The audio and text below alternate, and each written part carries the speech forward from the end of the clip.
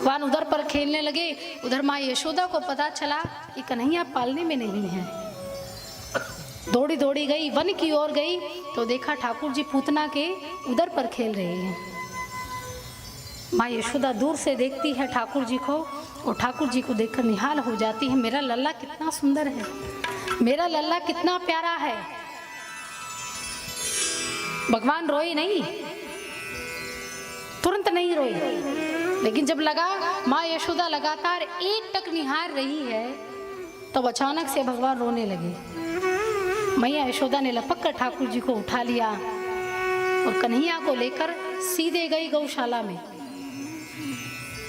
गौशाला में जाकर गौ का दर्शन ठाकुर जी को करवाया और गाय की पूंछ से क्या लगाया? झाड़ा। गाय की पूंछ से झाड़ा लगाया और फिर घर जाकर पंचामृत से स्नान करवाया। उधर कैलाश की भूमि में महादेव जी ने भगवान श्री कृष्ण से कहा कि प्रभु, त्रेता युग में राम दर्शन किए थे, अब द्वापर में भी कृष्ण दर्शन करवा दीजिए। मैं आपके दर्शन के लिए आना चाहता हूँ, तो कृपया मुझे दर्शन दीजिए। तब ठाकुर जी ने रोना प्रारंभ कर दिया बिना बात के, बड़ी जोर जोर से रोने लगे।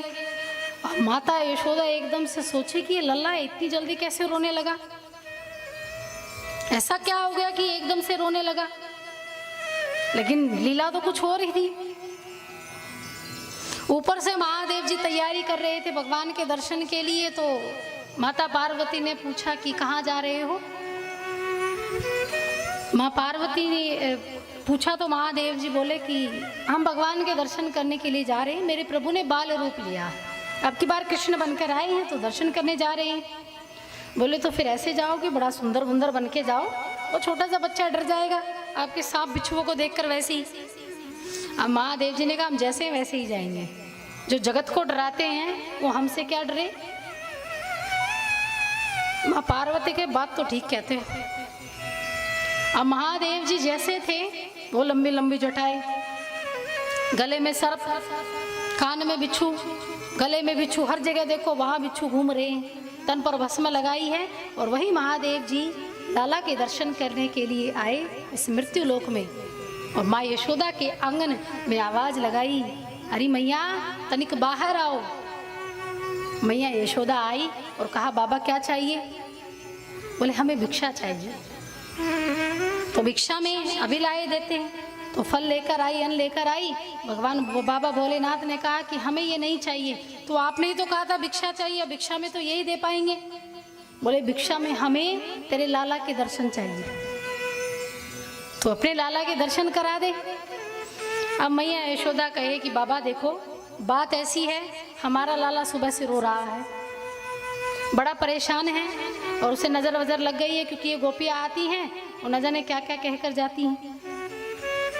तो मेरे लाला को नजर लग गई है, तो अब लाला के दर्शन नहीं हो पाएंगे। अब महादेव जी सोचे ये तो बड़ा भारी विडंब हो गया, जब लाला के दर्शन नहीं किए तो इतनी दूर से आए। बोले मैया एक काम करो, हम बस एक बार जरा सी झलक दिखा दो, हम वापस लौट जाएंगे। हम इतनी दूर से आए हैं पैदल चलकर, जोगीनाथ हैं, आपके लाला को देखेंगे और लौट जाएंगे। मैया यशोदा कहे देखो बाबा, हम बार बार एक ही बात कह रहे हैं, हम लाला के दर्शन नहीं करेंगे, करवाएंगे, हम लाला को नहीं दिखाएंगे। अब आप जिद मत कीजिए, आप जाइए। लेकिन महादेव जी कहाँ जाने वाले थे, वहीं आंगन में ही एक वट का वृक्ष था, वहीं नीचे समाधि लगाकर बैठ गए कि कभी ना कभी तो ठाकुर जी बाहर आएंगे। समाधि में राम राम राम राम कहने लगे। राम राम राम राम करते हुए काफी समय बीत गया, लेकिन ठाकुर जी अंदर से रोने की आवाज तो आ रही है, लेकिन बाहर नहीं आ रहे हैं। अब मैया यशोदा नंद बाबा को कहती है कि पता नहीं लाला को क्या हो गया है, ये रोए ही जा रहा है। तो एक काम करिए, आप किसी बाबा को, किसी वैद्य को लेकर आइए जो हमारे लाला की नजर उतार दे। अब नंद बाबा जैसे ही बाहर आए तो देखा बाबा भोलेनाथ बैठे थे। अब वो तो अंतर्यामी, वो तो समझते हैं सब कि कहाँ जा रहे। बाबा से पूछा कि आप कहाँ जा रहे। बोले किसी वैद्य को ढूंढने जा रहा हूँ, पता नहीं लाला को नजर लग गई है शायद, और वो नजर उतार दे। बोले बाबा आप नहीं जानते, हमने बड़े बड़े विद्याएं जानी हैं, हम झट से आपके लाला की नजर उतार सकते। तो आप एक काम करो, अपने लाला को बाहर लेकर आओ।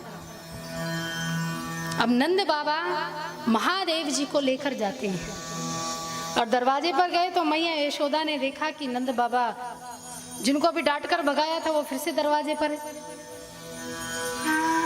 बाबा भोलेनाथ को देखा, बोले आप फिर से आ गए? बोले हम नहीं आए, अब की बार ये लेकर आए।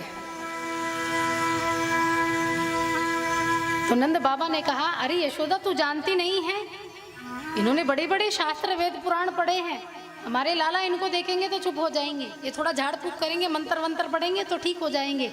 माँ यशोदा ने कहा अरे बाबा जब आप जानते थे तो पहले क्यों नहीं बताया, कम से कम डांटना तो ना पड़ता। अब बाबा भोलेनाथ का इस डांट के लिए तो सब तरसते, भगवान के लिए सब कुछ क्षमा है। तो मैया यशोदा ठाकुर जी को गोदी में लेकर आती है और जैसे ही ठाकुर जी ने महादेव जी को देखा तो भगवान तुरंत चुप, ठाकुर जी तुरंत चुप हो गए, उनका रोना बंद हो गया। इधर महादेव जी निहाल हो गए और इधर ठाकुर जी निहाल हो गए। दोनों ने एक दूसरे को देखा, अद्भुत भक्त और भगवान का मिलन है। भगवान भी रोने लगे और महादेव जी भी रोने लगे। महादेव जी कहे धन्य है प्रभु, जगत का पालनहार आज साधारण सी माँ की गोदी में है, तेरी माया तू ही जाने।